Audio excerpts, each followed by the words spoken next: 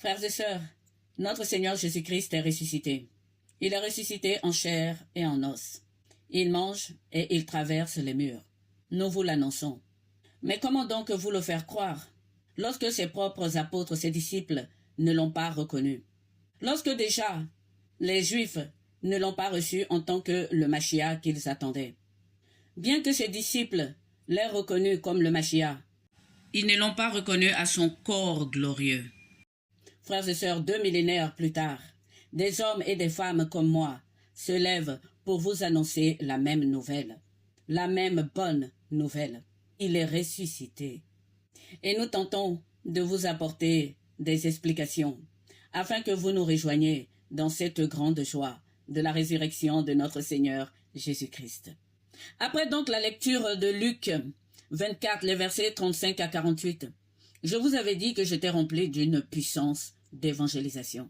Alors dans cette vidéo, je vais essayer de vous apporter les raisons pour lesquelles ils n'ont pas reconnu le Christ ressuscité. Les raisons pour lesquelles les apôtres ne l'ont pas reconnu dans son corps glorieux. Ces raisons se trouvent dans le livre de la Genèse.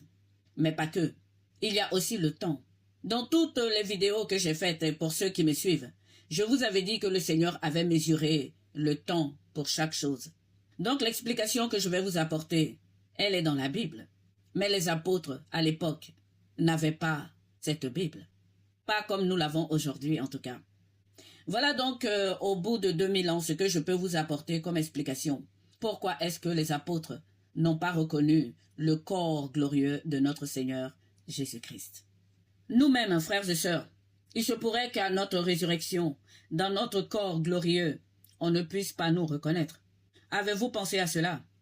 Je le répète, il se pourrait qu'on ne nous reconnaisse pas dans notre corps glorieux après notre résurrection. Déjà dans l'évangile de Luc, nous apprenons que notre Seigneur Jésus-Christ est reconnu par un geste qu'il avait fait avant sa mort, c'est-à-dire la fraction du pain. C'est comme ça que les compagnons de l'Emmaüs l'ont reconnu. Ensuite, Thomas, notre frère Thomas, l'a reconnu par les trous de ses mains et de son côté. Et quant aux autres disciples, ils l'ont reconnu par sa présence toujours au bord du lac, avec du poisson grillé, pour leur signifier que c'est lui, le maître, le rabbi, qui était avec eux et qui les a choisis pour être des pécheurs. Quel est donc ce corps glorieux, frères et sœurs, qui n'est pas reconnaissable et qui est différent du corps que nous avons dans ce monde? Nous sommes, frères et sœurs, une succession de créations. Et nous allons découvrir ces 3 étapes de création. Rentrons donc dans notre vidéo avec le livre de la Genèse. Genèse 1, verset 26. Dieu dit, « Faisons l'Adam à notre image, selon notre ressemblance, et qu'il domine sur les poissons de la mer, sur les oiseaux du ciel, sur le bétail, sur toute la terre, etc. » Genèse 1, verset 26. Dieu dit, « Faisons l'homme à notre image, à notre ressemblance. » Ça, c'est la première conception de Adam. Et pourtant, il n'était pas visible, vous allez me dire. Il a été conçu spirituellement par Dieu. Donc il était vivant à partir du moment où Dieu a prononcé cette parole. Pour ceux qui en doutent, donnons cet exemple tout simple. Dieu dit que la lumière soit, et la lumière fut. Vous allez me dire, mais nous voyons la lumière. Mais nous ne pouvons pas toucher la lumière. Et je ne parle pas de la lumière du soleil, des luminaires. Je parle de la gloire de Dieu. C'est-à-dire cette lumière qu'avait le Seigneur Jésus-Christ lors de sa transfiguration. Eh oui. En fait, nous savons que lorsqu'une parole sort de la bouche de Dieu, elle s'exécute. Donc lorsque Dieu a dit, faisons l'Adam à notre image, à notre ressemblance, il l'avait déjà conçu spirituellement. Il existait déjà, parce que Dieu l'a dit. Continuons. Prenons par exemple les disciples lors de la transfiguration de notre Seigneur Jésus-Christ. Comment est-ce qu'ils ont reconnu dans cette lumière éblouissante que c'était Élie et Moïse? C'est l'Esprit en eux qui leur a révélé que c'était Moïse et Élie. L'homme est construit en 3 parties. La première partie, c'est la conception spirituelle. Lorsque Dieu dit, cela est. Et c'est cet esprit qui, lors de la transfiguration de notre Seigneur Jésus-Christ, a révélé aux apôtres que c'était Élie et Moïse. Et c'est cette même conception qu'il y a à l'intérieur de nous, qu'on appelle le royaume intérieur, le royaume des cieux. Mais si nous ne voyons pas ce royaume intérieur, ce royaume des cieux, spirituel, c'est parce que nous sommes couverts de peau. Ça, c'est la première création de Adam. Par la transfiguration, frères et sœurs, le Seigneur nous a montré la première conception de Adam, la conception spirituelle. Maintenant, voyons voir sa deuxième conception. Elle se trouve dans Genèse toujours. Nous sommes cette fois-ci dans Genèse 2, les versets 7. L'Éternel Dieu forma l'Adam de la poussière de la terre. Il souffla dans ses narines un souffle de vie, et l'Adam devint une âme vivante. Une âme vivante. Cette deuxième couche donc de Adam est appelée âme. Âme vivante. Alors la plupart d'entre nous, nous ne savons pas ce que c'est que cette âme vivante de Adam. De quoi donc est formée cette âme de Adam? La plupart d'entre vous, votre réponse sera de la poussière de la terre et du souffle qui l'anime. Cette réponse n'est pas correcte, frères et sœurs. La poussière de la terre et le souffle, ce sont des matières. La parole nous dit clairement, il forma l'Adam. Il l'a conçu spirituellement, c'est comme vous lorsque vous avez un projet en tête. Vous le visualisez dans votre intelligence, dans votre cerveau. Vous en faites même une maquette.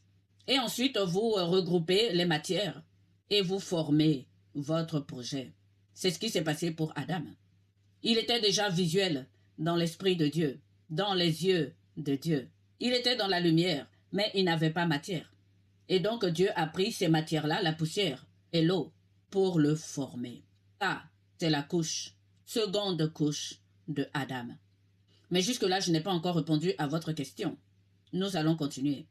L'Adam est seul, tout comme notre Seigneur Jésus-Christ est seul, le premier-né, si vous voulez, de la création. Adam est seul, il se sent seul. Alors Dieu propose de lui créer des aides.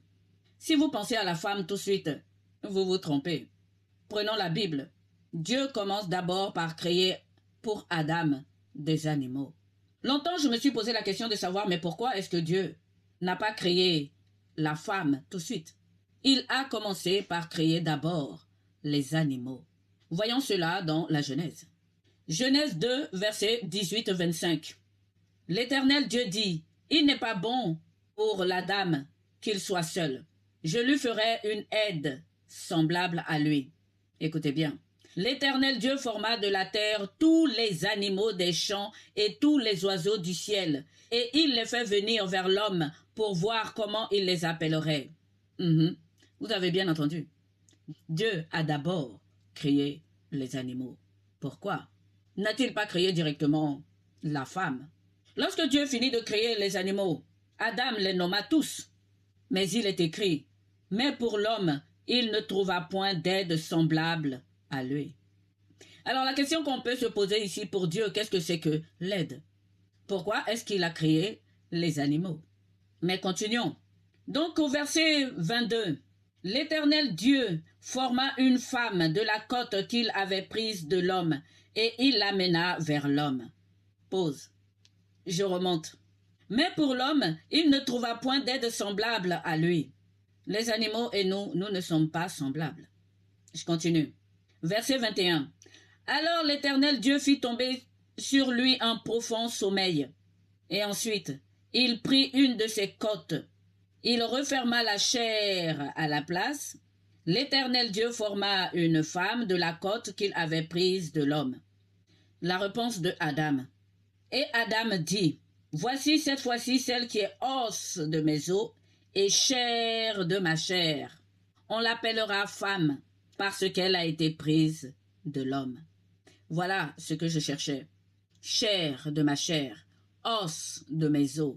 L'âme est chair, l'âme est os. Dans l'évangile donc de Luc, pour revenir à ce puissant récit de la résurrection de notre Seigneur Jésus-Christ. Pourquoi êtes-vous bouleversés? Et pourquoi ces pensées qui surgissent dans votre cœur? Voyez mes mains et mes pieds, c'est bien moi. Touchez-moi, regardez, un esprit n'a pas de chair ni d'os comme vous constatez que j'en ai. Dans la première conception de Adam, il n'avait ni chair ni os. Il était pur esprit. Tout comme était le Christ sur son trône, pur esprit. Et ensuite, Dieu le forma, ce qu'on appelle la création. Il le forma de la poussière de la terre. Et il devient une âme vivante. Et cette âme vivante avait donc la chair et les os. Exactement comme Adam l'a dit. Voici cette fois-ci celle qui est chair de ma chair et os de mes os. Les animaux ne sont pas chair de la chair et os des os de Adam. Ils n'ont pas une première conception spirituelle. Alors la différence avec notre Seigneur Jésus-Christ, c'est que lui, il est né et non créé. Donc lorsqu'il dit « touchez-moi », un esprit n'a pas de chair ni d'os. Ce qu'il veut dire, c'est que je suis plus que esprit, plus que souffle. J'ai la chair et j'ai les os. Je le reprends. Je ne suis pas que esprit. Je ne suis pas que souffle. Je suis âme. J'ai la chair et j'ai les os. Là, frères et sœurs, notre Seigneur Jésus-Christ venait de nous montrer la conception de Adam et Ève comme âme vivante. Vous voulez que je vous le relise? Genèse 2, verset 7. L'Éternel Dieu forma l'homme de la poussière de la terre. Il souffla dans ses narines un souffle de vie, et l'homme devint une âme vivante. Et lorsque cette âme vivante s'est sentie seule, toujours dans Genèse 2, les versets 21, alors l'Éternel Dieu fit tomber sur l'Adam un profond sommeil. Il prit une de ses côtes et referma la chair à sa place. L'Éternel Dieu forma une femme de cette côte. Et l'Adam dit, voici cette fois-ci celle qui est os de mes os et chair de ma chair. On l'appellera femme. La femme est laide, semblable à Adam, contrairement aux animaux. Et donc, lorsque le Christ, ressuscité dans son corps glorieux, dit aux disciples, « Touchez-moi, je ne suis pas que esprit, je ne suis pas que souffle, j'ai la chair, j'ai des os. » Il est devenu une âme vivante, comme Adam à l'origine. Alors, mais pourquoi ne l'ont-ils pas reconnu? C'est ce que nous attendons tous. Eh bien, cela vient de la troisième couche de Adam, la troisième création de Adam. Cette fois-ci, il n'est pas seul, il est avec la femme. Lorsque je vous ai dit dans l'introduction qu'il se pourrait qu'après votre propre résurrection, après ma résurrection, il est possible qu'on ne me reconnaisse pas, qu'on ne vous reconnaisse pas, eh bien, c'est dû à cette troisième couche que Adam a reçue, que Adam et la femme ont reçue toujours dans le jardin d'Éden. Et oui, les disciples ne l'ont pas reconnu lorsqu'il est apparu avec son corps glorieux, lorsqu'il est apparu avec cette âme qu'avait Adam lors de la deuxième couche. C'est à cause de la troisième couche. Voyons voir cette troisième couche dans Genèse 3, les versets 21. L'Éternel Dieu fit à Adam et à sa femme des habits de peau, et il les en revêtit. L'Éternel dit, « Voici, l'homme est devenu comme l'un de nous, pour la connaissance du bien et du mal. » Je reviens. Je remonte au verset 21. L'Éternel fit à Adam et à sa femme des habits de peau, et il les en revêtit. C'est cette troisième couche qui fait qu'on ne reconnaît pas la deuxième couche, c'est-à-dire l'âme vivante. Ce sont ces vêtements de peau, des habits de peau. Certains d'entre nous disent que ces habits de peau viennent des animaux. Ce n'est pas écrit. Frères et sœurs, pour moi, cette peau est semblable à la peau des animaux. Mais cela ne veut pas dire que les animaux ont une âme. Adam et Ève avaient deux conceptions avant la pose de la peau. Ils avaient une conception spirituelle et une conception d'âme vivante. Adam lui-même, il le dit, « Voici cette fois-ci celle qui est l'os de mes os, chair de ma chair. » Et en plus, nous savons que c'est toute la création qui a chuté. il n'est pas écrit que Dieu a recouvert les animaux de peau. Bref, continuons. Mais vous me connaissez. Moi, je médite sur la parole de Dieu. Je ne suis pas enseignante. Et donc, je vous pose cette méditation. C'est que notre Seigneur Jésus-Christ a mangé dans son corps glorieux. Il a mangé du poisson. Or, à l'origine, dans le jardin d'Éden, lorsque Adam et Ève étaient âmes vivantes, ils n'avaient pas le droit de manger les animaux, c'est-à-dire la chair. Ils étaient eux-mêmes chair et os. Les animaux étaient là pour être des aides, bien qu'ils n'étaient pas semblables. Adam et sa femme Ève ne pouvaient manger que des arbres fruitiers. Ils étaient végétariens. Et pourtant, lorsque notre Seigneur Jésus-Christ est ressuscité dans son corps glorieux, il a mangé de la chair. Le poisson grillé, il n'y a pas de sang.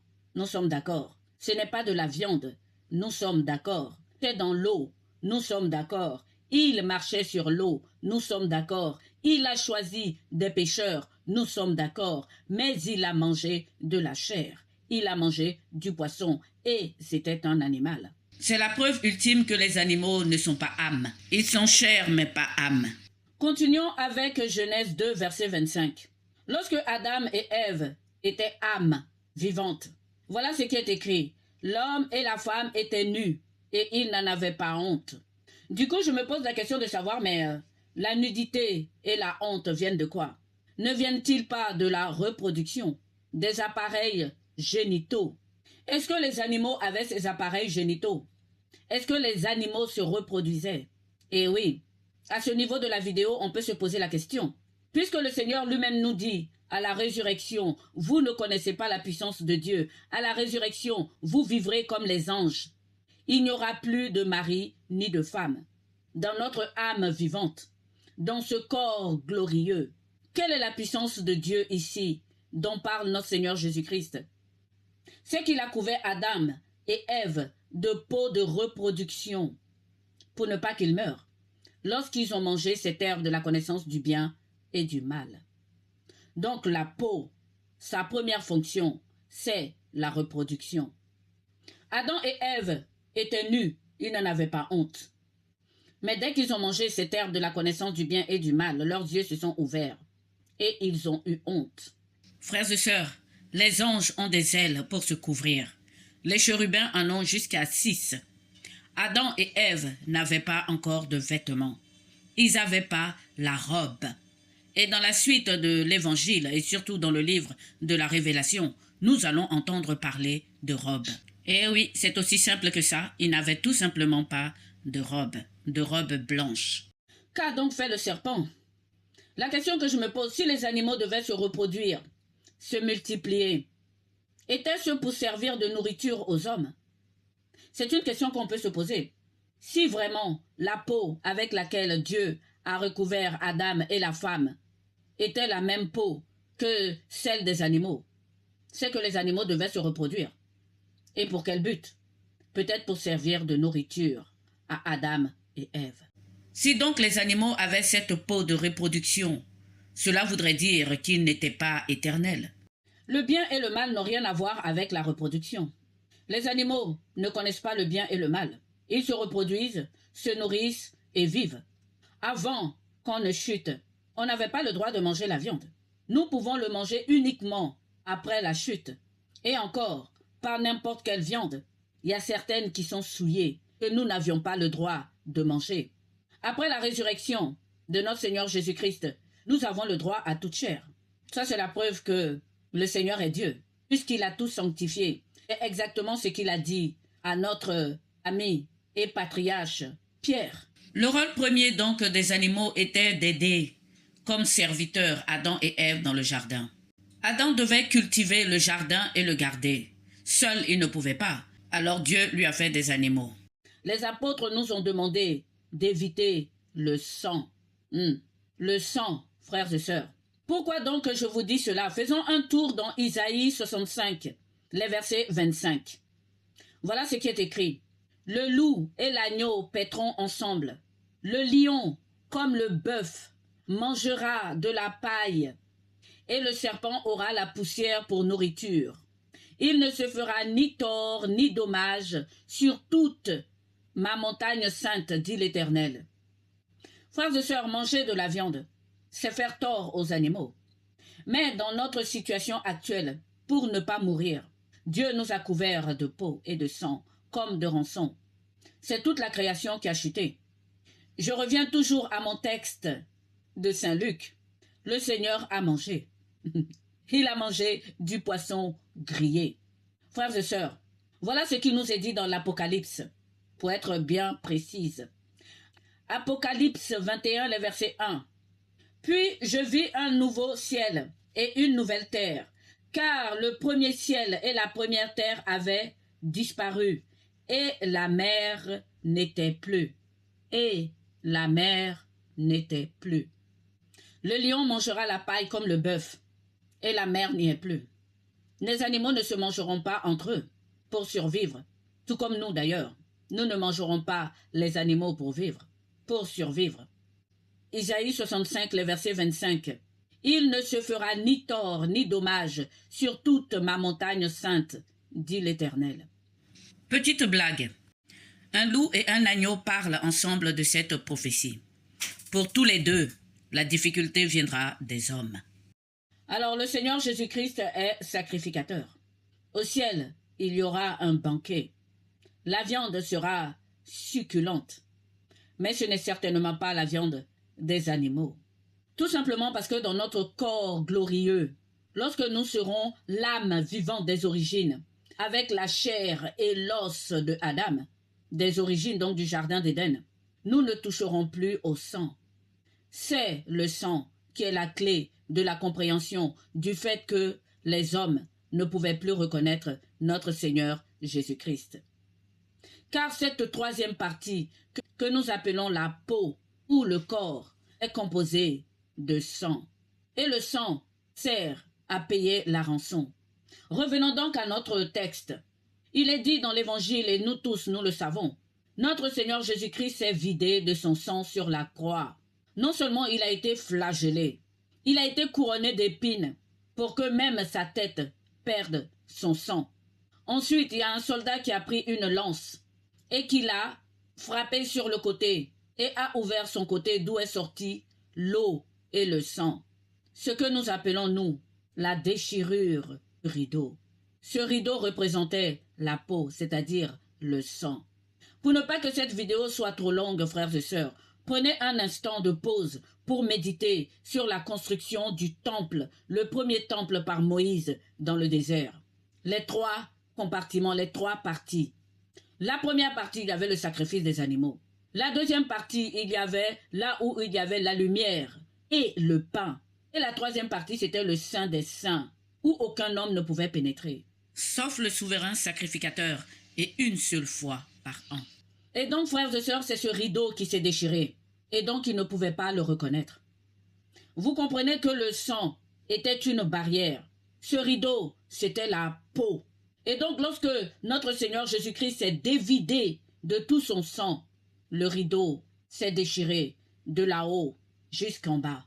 C'est ça, l'apparition du corps glorieux de notre Seigneur Jésus-Christ qu'il ne pouvait pas reconnaître. Parce qu'aucun d'eux ne savait ce qui se passait dans le Saint des Saints, la troisième partie du temple de Dieu. Frères et sœurs, si Adam et la femme n'étaient pas que deux dans le jardin d'Éden, ils ne se seraient pas reconnus après avoir été couverts de peau et de sang. Pour ceux qui en doutent, lors de la construction de la tour de Babel, il a suffi à Dieu de changer les paroles, les langues. Les tribus se sont dispersées parce qu'ils ne se comprenaient plus. Ils ne se reconnaissaient pas parce qu'ils ne comprenaient plus la langue qu'ils parlaient. Et donc, je le répète, si Adam et Ève n'étaient pas que deux dans le jardin d'Éden ce jour-là, lorsqu'ils ont été couverts de peau, ils ne se seraient pas reconnus. Voyez-vous même comment il est difficile pour une âme sous la peau et le sang de retrouver son âme sœur. Donc, je le répète, vous et moi, à notre résurrection, il se pourrait qu'on ne nous reconnaisse pas, parce qu'on se serait vidé de notre sang. Continuons avec les émotions. La peau et le sang, c'est ça qui nous donne les émotions que nous pouvons voir.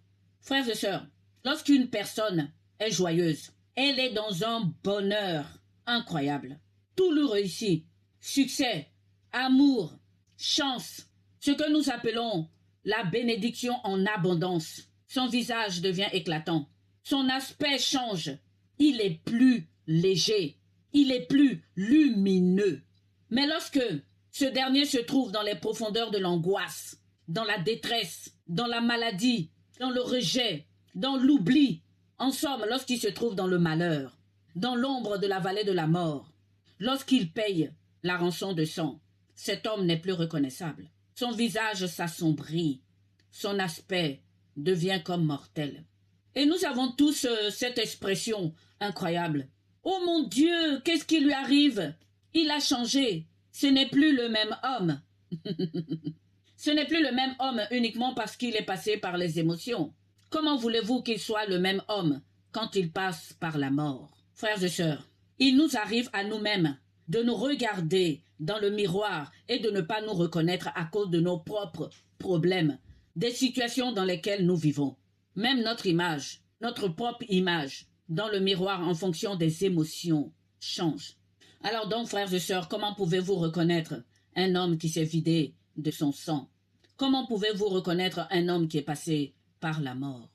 Déjà, le prophète Isaïe nous disait, il avait tellement été frappé, déchiré de toutes parts, qu'il n'était plus reconnaissable. Nous sommes des êtres émotionnels. Ceux qui ont pu le voir dans cet état de dénouement complet ne pouvaient pas le reconnaître dans son corps glorieux. Notre Seigneur Jésus-Christ n'avait pas de péché à payer. Il était saint, son sang était pur. Le sang lui apportait quand même, dans nos yeux à nous qui sommes éjectés de sang, des émotions. Notre Seigneur Jésus-Christ s'est dépouillé de la peau et du sang, et il a revêtu l'âme du jardin d'Éden de Adam et Ève. Voilà ce qui s'est passé. Et donc voilà pourquoi il ne pouvait pas le reconnaître à son aspect physique. Pourquoi dit-on qu'il est le nouvel Adam, frères et sœurs? Eh bien parce qu'il a revêtu l'âme vivante que Adam a fait couvrir de sang et de peau. Je vous le dis, à ma propre résurrection, vous ne me reconnaîtrez pas. Vous allez certainement me reconnaître avec un geste, une parole ou une voix. Alors vous allez me dire, mais pourquoi nos morts, on les reconnaît? Eh bien parce qu'ils meurent avec le sang et la peau. Et oui, ils ne se vident pas de leur sang, comme a fait notre Seigneur Jésus-Christ sur la croix. Ce signe de l'eau et du sang qui ont jailli de son côté droit. Nous, nos morts, nous, lorsque nous allons mourir, nous ne mourrons pas de la même façon. Nous mourrons avec dans notre corps le sang et l'eau. Voilà pourquoi notre corps mortuaire est reconnu. Ce n'est pas le corps glorieux. Jean 20, les versets 17. Marie-Madeleine est la première à voir le Seigneur. Mais le Seigneur lui dit, ne me retiens pas. Ou selon vos traductions, ne me touche pas, car je ne suis pas encore monté vers votre Père et mon Père. Alors que quelques jours après, lorsqu'il est redescendu, puisque maintenant il va, il revient comme il veut, il vit dans les deux réalités, Thomas pouvait le toucher. Tous les autres pouvaient le toucher. Mais pourquoi est-ce que Marie-Madeleine ne pouvait pas le toucher à cet instant précis? Il venait juste de sortir du tombeau. On l'avait embaumé, couvert d'un linge mortuaire. Et donc, lorsque Marie-Madeleine l'a vu, il y avait des anges, ils lui ont descendu un premier vêtement, puisque le linge est resté dans le tombeau. Frères et sœurs, si la plupart d'entre vous, vous ne voulez pas croire, c'est parce qu'elle ne l'a pas reconnu tout de suite. Elle l'a reconnu par la voix. Lorsqu'il lui a dit « Marie », elle s'est retournée puisqu'elle était de dos et elle a dit « Rabouni ». Mais le Seigneur a dit « Ne me touche pas, ne me retiens pas, je ne suis pas encore monté vers mon Père et votre Père ». Qu'est-ce que le Seigneur voulait dire par là? À mon humble avis, c'est tout simplement parce qu'il n'était pas parfaitement vidé de son sang et de l'eau. Il fallait que son corps soit entièrement vidé de tout sang et de toute eau. Frères et sœurs, quelle que soit la traduction que vous avez, ne me retiens pas, ne me touche pas. Ce n'est pas à cause de la chair et de l'os. Il en avait déjà de la chair et de l'os. C'était tout simplement pour changer de vêtement, pour prendre un vêtement nouveau, un vêtement qui n'a plus ni sang. Et oui, pour se vider entièrement de ce sang. Écoutez, j'ouvre ici une petite parenthèse. Vous savez, Saint Pierre et Saint Jacques et Saint Jean nous parlent de cette béatitude, c'est-à-dire de croire sans avoir vu, mais également de recevoir le lait de la parole pure. Ce que moi je suis en train de faire, je vais plus en profondeur parce que moi je médite, mais vous n'êtes pas obligé de connaître toutes ces profondeurs pour croire en la résurrection de notre Seigneur Jésus-Christ. Il y a le lait de la parole pour les enfants et il y a la viande pour les hommes faits, comme nous dit Hébreu. Je ferme cette petite parenthèse. Pour voir et comprendre le changement de vêtements de notre Seigneur Jésus-Christ, vous l'avez dans le prophète Zacharie, le chapitre 3. Si aujourd'hui nous disons que tout ce que Israël a connu préfigurait ce qui devait arriver avec l'évangile, c'est écrit. Nous ne l'inventons pas. Voilà donc ce qui est dit dans le prophète Zacharie. Zacharie 3, le verset 8. Vous êtes, vous les hommes, vous servez de préfiguration. En effet, je ferai venir mon serviteur, qui est appelé le germe. Je prends une deuxième traduction. Écoute donc Josué, grand prêtre, toi et tes compagnons qui siègent devant toi, car ils sont des hommes de présage. Voici que je vais introduire mon serviteur, le germe. Car voici la pierre que je remets à Josué.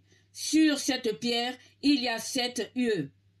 Voici que je vais graver moi-même son inscription, oracle de Yahweh Sabaoth, et j'écarterai le péché de ce pays en un seul jour. Dans d'autres traductions, ce sacrificateur Josué, il est appelé Jésus. Mais revenons à notre texte. Le vêtement de notre Seigneur Jésus-Christ était encore souillé de sang.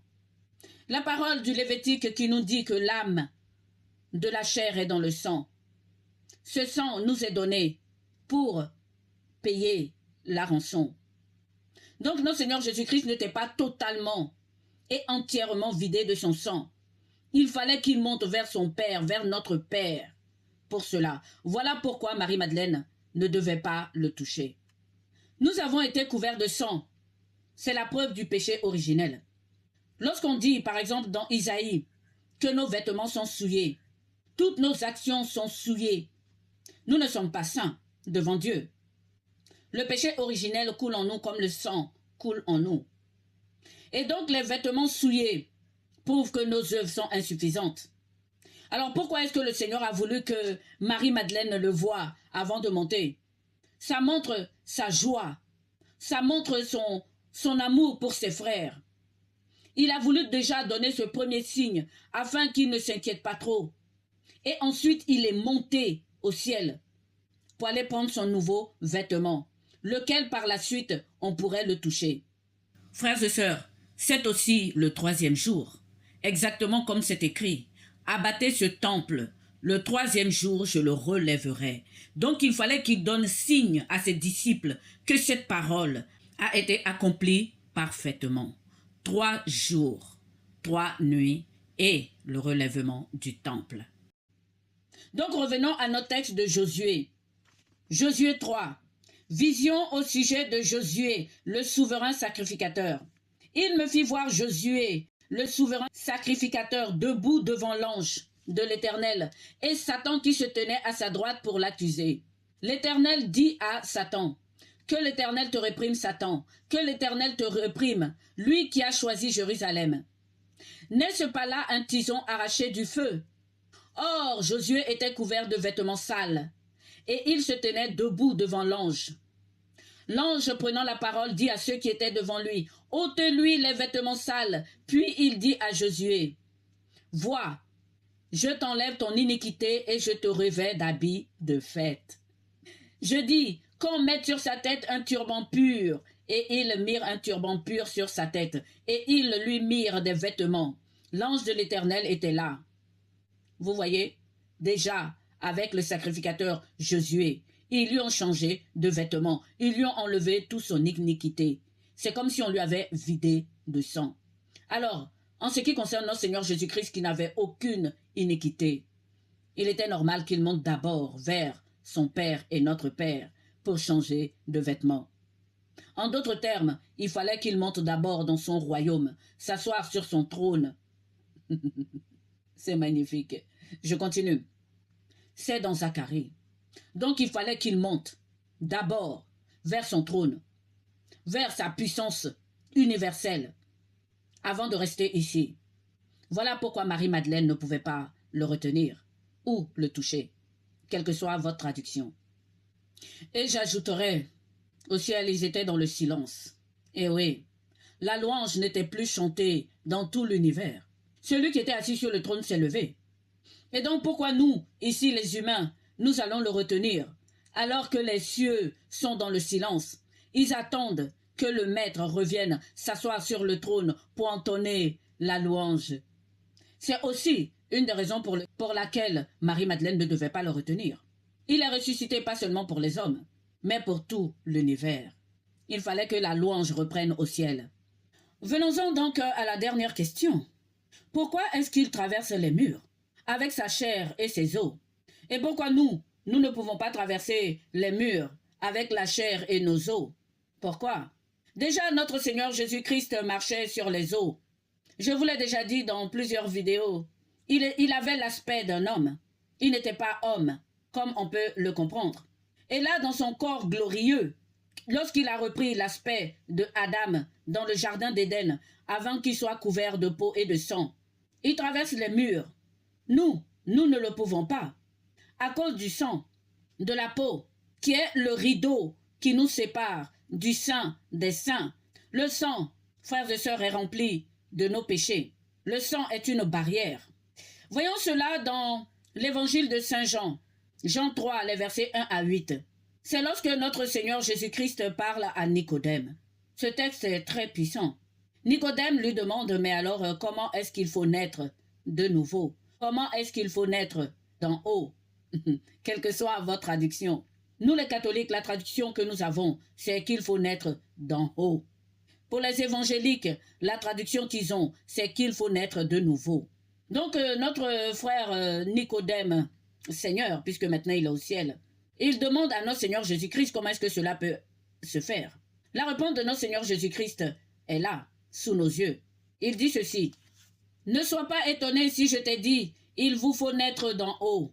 Le vent souffle où il veut, tu entends sa voix, mais tu ne sais ni d'où il vient, ni où il va.